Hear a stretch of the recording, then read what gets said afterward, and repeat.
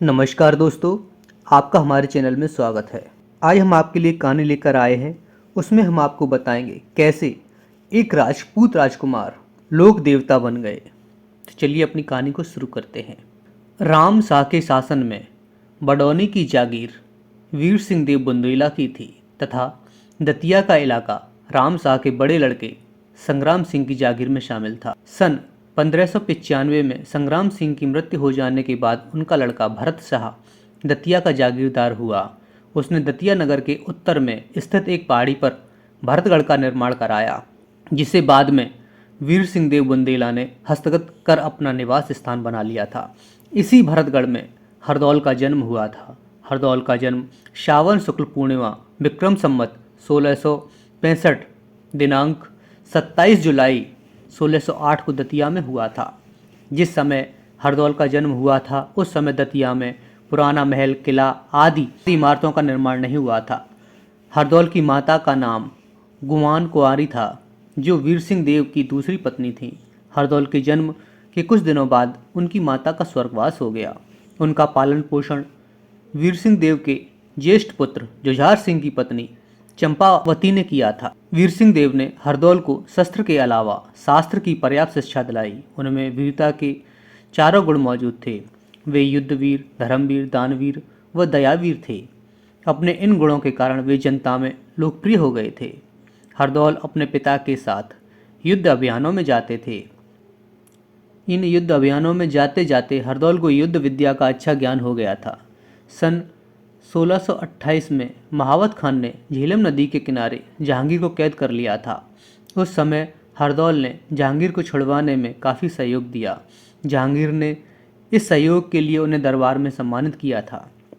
सन 1628 में हरदौल का विवाह दुर्गापुर दतिया के दीवान लाखन सिंह परमार की बेटी हिमाचल कुंवारी के साथ हुआ। सन 1630 में उनके एक पुत्र पैदा हुआ जिसका नाम विजय सिंह था। वीर सिंह काफ़ी वृद्ध हो गए थे। उनके पुत्रों में सामंजस्य नहीं था, वे विद्रोह कर रहे थे। अपनी इन पारिवारिक समस्याओं को सुलझाने के लिए उन्होंने अपने राज्य की नए सिरे से व्यवस्था की, जिसके अनुसार जुझार सिंह को उत्तराधिकारी घोषित करते हुए हरदौल को अपने राज्य का दीवान बनाया गया। उस समय दीवान के पास प्रशासनिक दायित्व के अलावा सेना का दायित्व भी था। अपने पुत्रों के मध्य उन्होंने जागीरों का भी नए सिरे से बंटवारा किया। इस बार हरदौल को एरच की जगह बड़गांव की जागीर मिली। वीर सिंह देव की मृत्यु हो गई। ओरछा की गद्दी पर जुझार सिंह आसीन हुए। हरदौल के पास दीवान का पद यथावत रहा।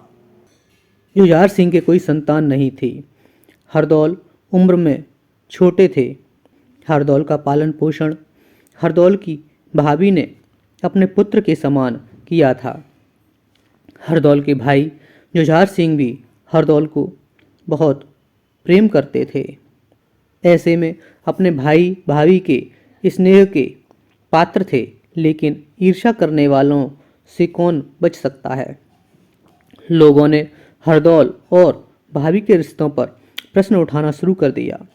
शुरुआत में जुझार सिंह ने ये सब बातें मिथ्या मानी, लेकिन जब रानी का स्नेह और ध्यान हरदौल पर ज़्यादा रहने लगा तो जुझार सिंह से ये सब देखा नहीं गया।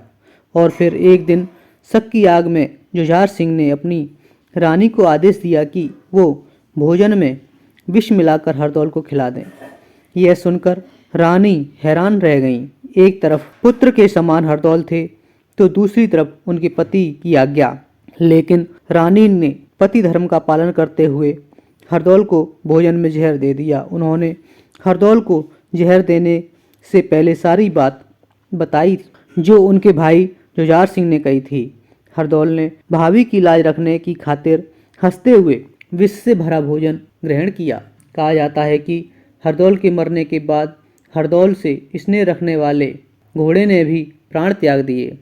यहाँ पर हरदौल की कहानी का अंत नहीं है। अभी तो हरदौल के लोक देवता बनने की कहानी शुरू होती है। हरदौल के निधन के बाद उनकी बहन और उनके बड़े भाई जुझार सिंह में बहुत कहासुनी हो जाती है। हरदौल की बहन कुंजावती की पुत्री का विवाह होता है। अपने बड़े भाई जुझार सिंह को वो पहले ही भला बुरा कह चुकी थीं। इस वजह से जब वे जुझार सिंह के पास अपनी पुत्री के विवाह में भात मांगने को आती हैं तो जुझार सिंह उन्हें बुरा भला कहते हैं और कहते हैं, जाओ अपने प्यारे भाई हरदौल से ही जाकर भात मांगो। कुंजावती रोते रोते हरदौल की समाधि पर गईं तथा भांजी की शादी में आने का निमंत्रण देकर आईं।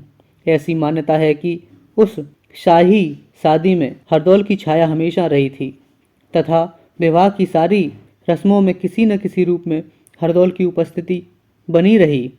इस पावन मान्यता से हरदौल लोक देवता के रूप में पूजे जाने लगे। लोक देवता के रूप में हरदौल इतने पूज्य हैं कि बुंदेलखंड में किसी लड़की का विवाह हो तो पहला भात हरदौल की तरफ ही जाता है। अगर आपको ये कहानी अच्छी लगी तो हमारे वीडियो को लाइक कर दीजिए और हमारे चैनल को सब्सक्राइब कर दीजिए। Thanks for watching. धन्यवाद दोस्तों।